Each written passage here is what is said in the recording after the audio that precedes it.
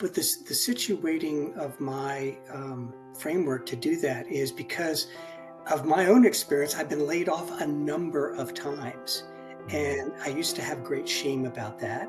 And now I have great pride and appreciation and acceptance of what it has taught me each and every time I was laid off. I was able to increase my health and wealth for myself and my family. Mm. Health and wealth for myself and my family. Now, wealth can be measured a lot of different ways, partly financial, which matters, and partly in wisdom and figuring things out and determining what's important to you. And ideally, you get a balance of both. So first and foremost, the way that I show up for people is with a great deal of empathy and understanding, having been there myself and having navigated some large pivots in my own life. Welcome to Narratives Leadership Story Talks, where great leaders go beyond the bottom line to create lasting impact. Join hosts Jerome Deroy and Julienne Ryan as they uncover the stories behind real-world challenges, offering practical insights to help you lead with empathy, authenticity, and purpose. Each episode dives into how leaders use storytelling to build trust, foster connection, and inspire action. Whether you're navigating workplace dynamics, driving change, or building high-performing teams. Welcome to Leadership Story Talks. I'm Jerome Deroy, CEO of Narrative. And I'm Julienne Ryan, and as always, I am happy to be back with you and talking to our latest guest. Yes, very excited to be here today. And before we move on to that, to introducing our guest, I want to remind our listeners to subscribe to the podcast Leadership Story Talks wherever you find your podcasts, and also check out our YouTube channel. Because we also post on there and you can leave comments, etc. You can subscribe. You can also go to our website, narrative.com/podcast. That's NARATIV.com/podcast. And you will find our archive of more than 130 episodes and counting. So thank you very much again for listening, everyone. And I'm really excited to introduce our guest today, who is Gary Danoff, the executive whisperer for the age of AI and reinvention. I love that tagline.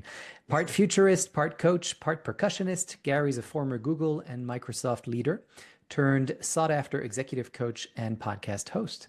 He blends deep emotional intelligence with high-performance strategy to guide bold thinkers like CEOs, VCs, and emerging leaders through chaos and into clarity. He's the podcast host of What's Next Now, which I highly recommend, where career reinvention meets real talk. He's the creator of breakthrough leadership frameworks like the CEO cycle and energy intelligence in business. He's a champion of cross-generational, cross-functional leadership backed by data and inspired by empathy. He's a strategic advisor to tech execs, venture capitalists, and global talent teams navigating uncertainty with confidence. And he's a Tai Chi practitioner and a hand percussionist, which he turns into a grounded energy with rhythm and flow. Gary, Wow. It's so great to have you on the show. Welcome.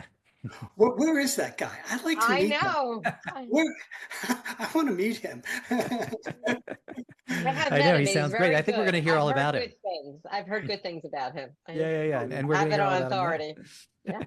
I know it's always an interesting exercise, isn't it, to hear your own bio reflected back to you as you are here in the room. But now our goal now is to make all of that kind of live off of the page, and so yeah, and the way that we like to kick these off is to ask a question that we ask of all of our guests.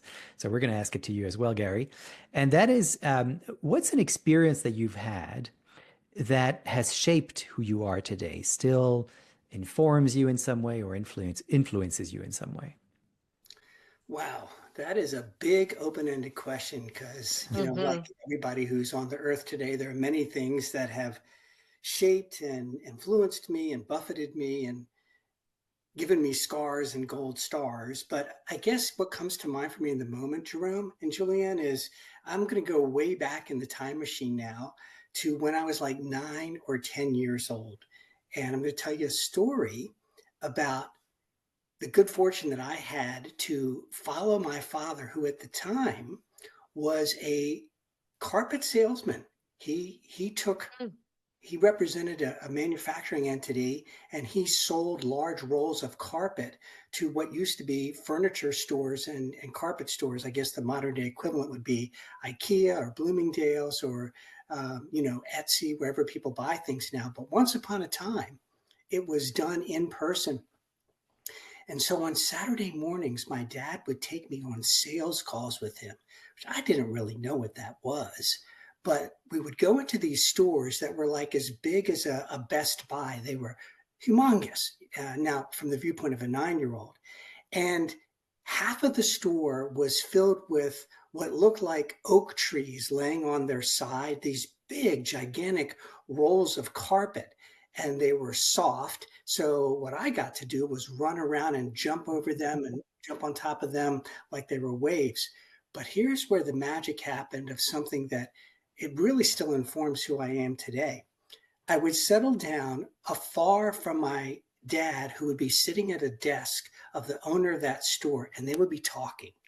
And I would just watch and listen.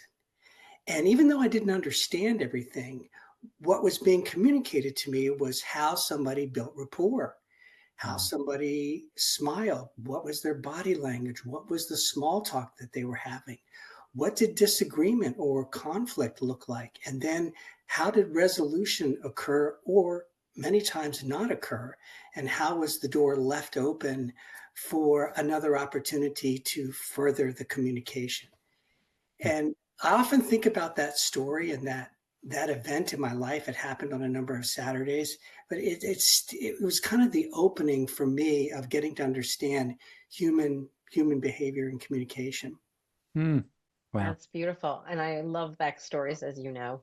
So that's great. And it says so much about your father, because he showed, the fact that not every situation is going to go as perfectly or as planned, but he was willing to show that to you and bring you along.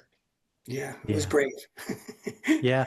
It's so interesting because what it makes me reflect on is how whenever, many of us, I'll include myself in this, but I often like look at my kids. So I have a son who's about 9 years old, and Oh, so right around that age. And whenever I take him to things that are not all about play, where he has to basically entertain himself, inevitably within the first few seconds, it'll be, I'm bored. What should I do? And I'm just like, well, you're going to have to figure it out. And then he does, because he's a kid. And right. so he figured, just like you with the carpet, you figured out, okay, these are like waves. I'm going to have fun with this. But it's interesting to hear what you retained from that and how you see that experience today as the person you are today and have become. Because it kind of gives me hope, so that there are, and not just that, but I even remember myself as a kid and having to do things that seemed boring at the time, but that I now refer to as things that were influential. So it's kind of interesting how we may not know it, but these childhood experiences, even if in the moment they seemed like nothing, years and years later, we're like, oh yeah, that was actually somebody Yeah. showed me something at that point. And I think it's a real gift, even if it doesn't seem like it. And certainly I'm sure for the parent, either, because I'd rather my kid be with a nanny or something, and I didn't have to take him to these places. But at the same time, I also remember when I was doing that with my parents and what a gift that was, and what a gift it's been, even if I kind of complained about it. Now I see that, oh yeah, it's quite a gift to be able to see your parent in their professional element, Mm, because that is so informative. And so mm. I encourage people out there who are listening and have Hmm. kids, take them with you, even if it Take a seems like they're going chance. to be bored. Yeah, yeah, take a chance. Exactly. Take that Yeah, leap, because they'll figure it out, first of all. And who knows, they might even retain something that informs you still today, Gary. So that's yeah. my little aside. So thank you for that. A good opportunity you offer listeners to do that for sure. Yeah. Yeah. So I want to take it into what you do, especially around, supporting people and their careers, and as I understand it, kind of reframing things for them and supporting them into the next step. And I wonder if you could share with us a little bit more about that, actually. Like, how do you see yourself kind of being able to reframe a challenge, or someone gets laid off. I listened to one of your episodes on your podcast, about this person who had 60 days to find her next job. Otherwise, her visa was going to run out and she'd have to leave the country. Um, when someone like that approaches you, or you're approaching these career transitions, what do you do? How do you how do you get yourself into the frame of mind of, I'm going to support this person, which I imagine, must be a very tough time and a tough thing to be able to steer someone in a particular direction and lift them up in some way. Yeah, it is. It is hard work, but for me, as I am cut as a human being, it's very rewarding work. Mm. So I summons the energy to do that work with people because it's really my calling. I mean, and I could tell you a story about how I discovered that it was my calling, but the way that I think you're asking me, just to make sure I'm with you, Jerome, is that how do I get in the frame of mind to be present with the client, somebody who is going through a career transition? And I really would, you talked at the opening so beautifully about kind of what I do, but another label, since we all live on labels and we need that for identification, is career transition work. I do that. I do a lot of that with people. Mm. And sometimes they're executives, and sometimes they're rising leaders, and sometimes they're people who are just coming out of school or out of graduate school and they're trying to get a launch. So I work with people in all those categories. But the situating of my framework to do that is because of my own experience. I've been laid off a number of times, and I used to have great shame about that. And now I have great pride and appreciation and acceptance of what it has taught me. Each and every time I was laid off, I was able to increase my health and wealth for myself and my family. Mm. Health and wealth for myself and my family. Now, wealth can be measured a lot of different ways, partly financial, which matters, and partly in wisdom and figuring things out and determining what's important to you. And ideally, you get a balance of both. So first and foremost, the way that I show up for people is with a great deal of empathy and understanding, having been there myself and having navigated some large pivots in my own life. And then I don't try and show up with all the answers, because I don't have all the answers, but I do create a very safe environment for people when they're under stress and duress to be able to settle down and calm down and get some clarity about why this is an opportunity for them. Mm. Mm. And I just want to give you one other thing, because you mentioned the interview with Namrata Kulkarni, 60 Days and Counting. And so real fast for the listeners, Namrata was laid off because she's on an H-1B1 visa. By law, she has 60 days to actually get another job. That's a very short period of time in this particular economy. And to get a job with an employer who will sponsor her H-1B1 visa, pick it up. And she did that. And she got 2 job offers, not one. She got 2 job offers. Amazing. And one of the things that stood out the most to me that I'd like to bring back to your question is something she said. Mm. She said, a layoff didn't happen to me. It happened for me. Mm. So that's just a complete reframing. Like, that's a 180. That's from, oh, woe is me, damn it, what the hell, to, wow, this is an opportunity. So that's how I try and get myself in shape to show up the best I can for my clients. Again, whether they're executives, rising leaders, people just in any other phase of their career. And, I give it my best. Mm. Love it. Jerome, I'm going to weigh in because you were a student of one of Gary's podcasts, and I've been studying Gary's podcasts from the Harrison side and then from his public side, and also experienced him firsthand as a podcast host. What he does is you create a framework. You're very disciplined, and it's almost like what the beauty of jazz, because jazz has a structure, has a melody, has all the elements of a well-written piece when we're listening to it. But you allow your audience and your coaching client to riff and be who they are in the moment. And you meet them where they are. Like we had a little zany moments about my style, but you knew there was a purpose behind the humor and where we're going. And there's a give and take that's quite beautiful. And it's different than other podcasts you've done. And I think that's the power of using our voice and our experiences and being grounded of where we bring value in the situation and where to step out of our own way, which you Mm. are very gifted in. I just have to give you that shout out. Oh, Thank you. fantastic. Appreciate it so much. Thank you so Yeah. much for that. Yeah. I wanted to share with you, just if I may, a bit further, Jerome, if it's within the question here. But the way that I found my calling in coaching and in podcasting, I had a guest on my show, a pretty famous psychologist from Stanford, has published multiple books. His name is Gay Hendricks. He's published The Big Leap and The Genius Zone.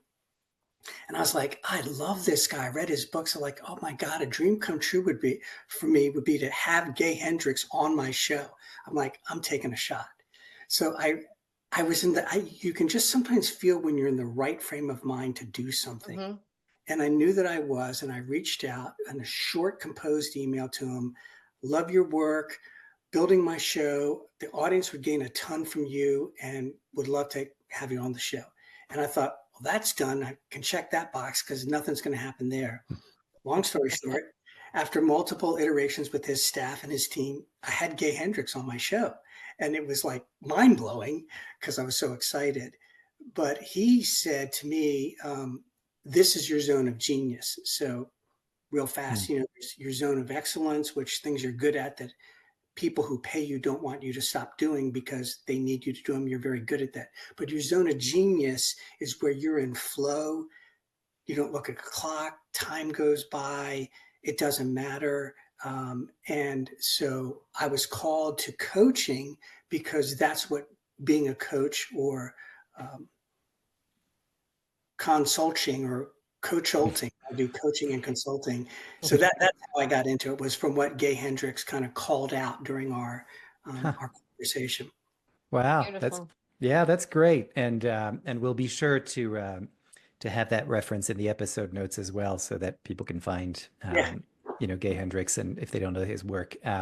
That's great. Thank you so much. By the way, I just want to also call out the stories you've told us already, and just the specificity of all that. It really helps to go from reading someone's bio to now we've started to talk for a few minutes, and it really, everything is kind of coming to life from that bio on paper. And so I want to kind of continue in that vein, because another part of it, and of course this is called leadership story talk. So storytelling is one, but I do want to hear your perspective on leadership. Okay. And by that I mean, in terms of what you've been able to see, throughout your career. I've mentioned Google, Microsoft, et cetera, and now in your role as a coach, working with leaders. How have you seen leaders, either successfully or not, be able to engage or re-engage their talent, their teams during times of, let's call it upheaval? I think we can call at least the last 5 years upheaval times, for sure. A little bit. For sure. Yeah. And so yeah, I'm curious about your take on that, and what have you seen as a kind of evolution, or how do leaders successfully engage or re-engage their talent, in times like this? Wow. Well, dang, that is a big question. Certainly we are in times of continued, some people might be feeling as they're listening to this show, accelerated upheaval, turbulence, and chaos. And that would go for a global audience, people who might feel that way these days. But the comforting fact is that even though it feels unique and different now, the world and our economy has been in places like this before. The political situation, maybe we're going down new ways we haven't been before. I don't know, but not everything that feels so shocking and frightening is actually all that new. And so in my multiple decades in business, when I think about leaders I've observed through times like this and other times like this who have been effective in keeping their team cohesive, achieving the goals that they needed to achieve.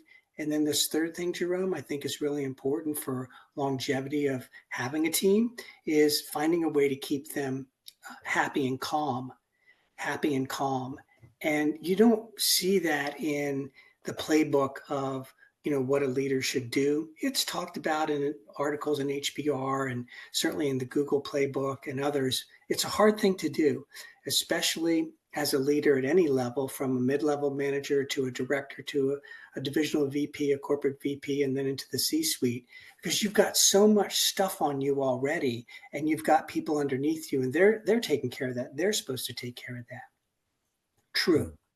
But when times are tense and people are frightened and nervous and unsure, what I've observed leaders who I think are strong do is they start to lead from the front. And what that looks like is they actually get down into the dirt or the foxholes or whatever analogy you want to call out with people who are not their direct reports. They go on sales calls with people. They show up at cross-functional meetings where they're not required. There's people in their organization whose charter it is to manage that, but they volunteer to show up and be there. They let people take that time off. They actually work harder in times like this, because what that shows to the rank and file troops is that, okay, I'm sweating, they're sweating. They're sweating, they care. If they care, I'm in. If they care, I'm in. If they don't care and I don't know where they are, I'm going to start to slither away or sneak away or just produce less. So that's what I've observed. And that's what I feel like I was privileged to practice when I was a global manager, a global leader at Google during COVID. I had to find a way to